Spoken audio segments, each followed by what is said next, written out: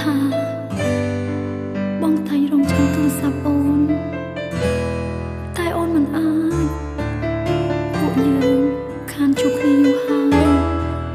អូននឹកបងដឹងទេទោះបីជាអូនមិនអាចខ្លាចជានារីម្នាក់ដែលនៅក្បែរបងប៉ុន្តែអូនសឹងជានារីម្នាក់ដែលនឹកបងអូនចង់ឲ្យបងខលមកអូនណាដើម្បីឲ្យបងបានស្ដាប់ចម្រៀងខលធូនរបស់នេះឲ្យបងជូនទៅផ្ទះហើយអរគុណខ្ញុំមានអ្នកជូនហើយចិត្តបងនៅតែនឹកអតីតហើយតែងតែគិតដល់អូនប៉ុន្តែបងមិនដឹងចិត្តពិនរបស់អូននឹកបងពេលនៅក្បែរគេស្រង់ទឹកភ្នែកពេលឮបងស្ដាយផ្ដាំបងប្រាប់ថានៅរងចាំអូនច្បាស់ហើយថាគេអាចមើលថែអូនបានកាលពីមុនខ្ញុំធ្លាប់មើលខំដងហើយតែថ្ងៃនេះបងត្រឡប់មកវិញហើយមកដើម្បីអូនតែអ្វីហូបពេលអស់ហើយគេគ្មានកំហុំក្រុមយ៉ាងអូនអ្នកខំយំមិញបងយល់សពឃើញគេមកសុំដៃត្រឡប់ទៅវិញវាមិនដែរមិនចាំបាច់លើបងមិនដែលប្រកាន់ពីអតីតកាលរបស់អូនទេខ្ញុំយល់ថាវាជារឿងអត់ប្រយោជន៍បានខ្ញុំមិនចង់និយាយប្រាប់បង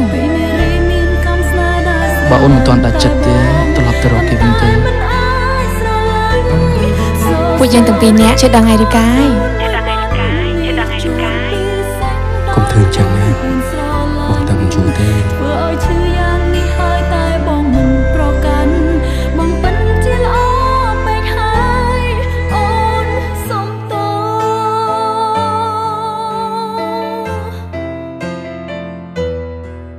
អើខ្ញុំសុំទោសរឿងការពីថ្ងៃមុនគឺអ្វីៗទាំងអស់ខ្ញុំអ្នកកុហកទេហើយបងសវត្ថគាត់អត់បានដឹងរឿងអ្វីទាំងអស់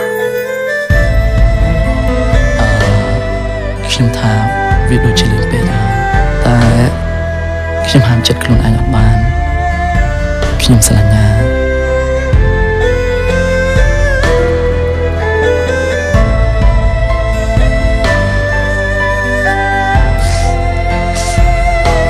ខ្ញុំទទួលយក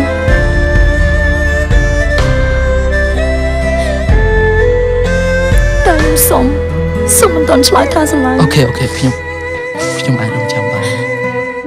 ថាបងមិនទាន់រំលឹកចិត្តមកនៅតែនឹកអតីតហើយតែងតែគិតដល់អូន